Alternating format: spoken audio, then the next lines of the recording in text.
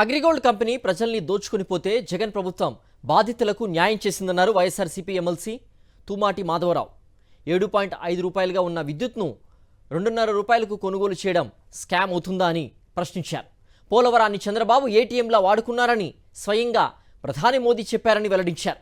వైజాగ్ పోర్టులో పట్టుబడిన షిప్కు clean cheat ఎలా ఇచ్చారని ప్రశ్నించారు ఎమ్మెల్సీ మాధవరావు. గతంలో పేద బడుగు బలహీన వర్గాలందరినీ దోచుకొని పోతే అగ్రిగోల్డ్ కంపెనీ అధ్యక్ష 19-24 మధ్యలో మా ప్రభుత్వం 20,000 లోపు ఉన్న వాళ్ళందరికీ కూడా ప్రభుత్వం నుంచి డబ్బులు ఇచ్చింది అధ్యక్ష.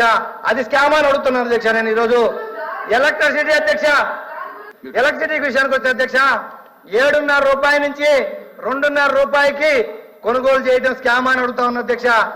ఏదైతే నేను విండ్ సోలారు ఎన్టీపీసీ అన్ని కలిపి దాదాపు 10,000 మెగావాట్ల పైన 19-24 మధ్యలో ఈ రాష్ట్రానికి కరెంట్ తీసుకొస్తే అది స్కామ్ అని అడుగుతున్నాను అధ్యక్ష.